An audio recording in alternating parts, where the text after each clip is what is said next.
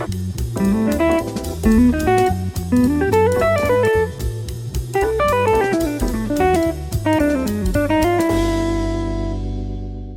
everybody, my name is Tom Stewart.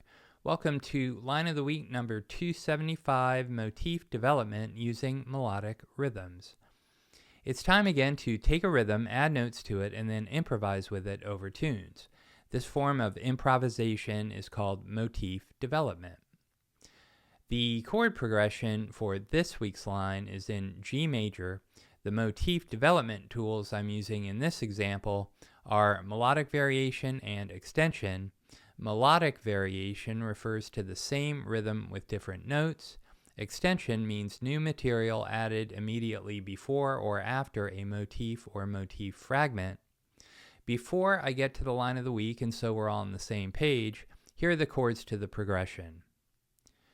The chords are G major 7, A minor 7, E flat diminished, E minor 7, F major 7, C major 7, A minor 7, D7, resolving to G major 7. Here are the chord scales I'm using for this week's line. The chord scales are useful because they contain chord tones and agreeable tensions.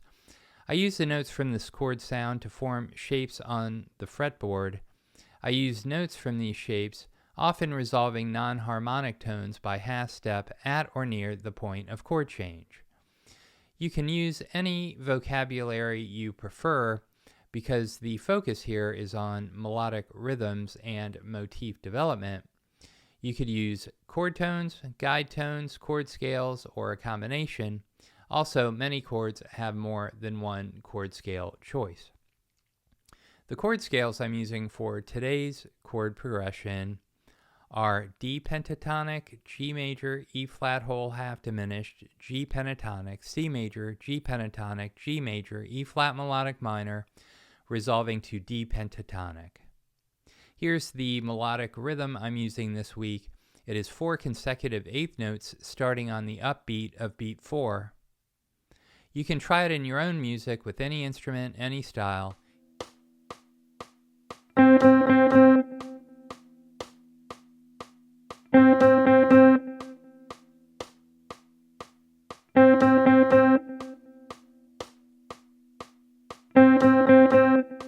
Here's the line of the week with Guitar Pro backing to make sure I'm getting the notes and the rhythm accurate.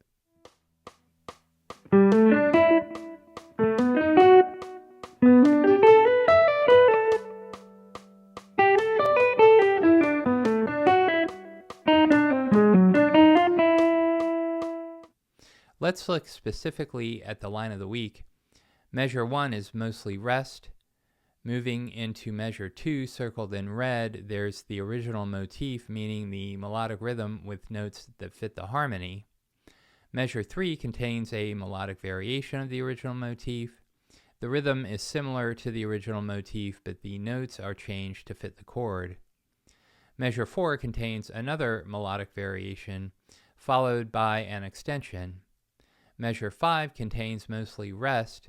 Measure 6 begins with a melodic variation of the original motif, followed by an extension in measure 6 and 7.